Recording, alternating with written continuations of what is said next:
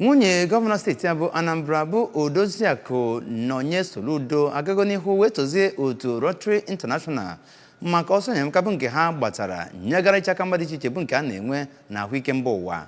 Nwunye gọvanọ steeti a bụzi onye nke kwuru okwu a ma bụrụkwazị n'obere oge eguzobechara ya dịka onye nke so na otu enyi Paul Harris Fellow of Rotary International ma bụrụsị n'aka ndị nnọchite anya nke ya bụ otu Rotary International District 9142.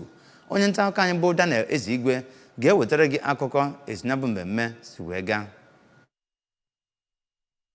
Ka ọ na-ekwu okwu dịka etubechara ya bụ ugo, Oriakụ Soludo kenere ndị Rotary International maka ibu ya bụ ozi nke ahụike gazu ụwa niile. O kwuru maka etu esi ahụta ya bụ otu ma kọwaa na nke a ga-eme ka enwee ezigbo ahụike bụ ịgba.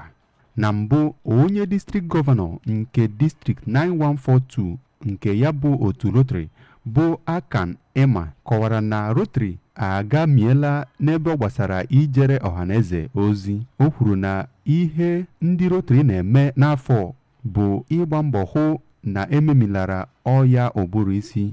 Ka ọ na-ekwu okwu ekele ya, onye isi Contact and Mobilization nke Rotary International District 9142 nakwa onye Senior Special Assistant nke gọvanọ steeti a n'ebe o metụtara ọrụ pụrụ iche Dọkịnta Nwabufo Nwankwọ kenere Oriakụ Soludo maka iji otu ya wee malite ya bụ ibi ndụ ezi ahụike na steeti a. Onye kọmishọna na-ahụ maka ụmụ nwaanyị Oriakụ Ifeobi na-abọ nakwa onye chairman nke Host Communities na Polio Plus Summit nke ga-ewere ọnọdụ na ngwụcha izu ụka Oriakụ Oluchi Emegoakọ, onye Assistant Governor Zone 38 Rotarian Abụchinwe ọzọ nke ụlọọrụ ABS nakwa ndị ọzọ so n'otu ahụ bụ ndị bịara ya bụ ọgbakọ.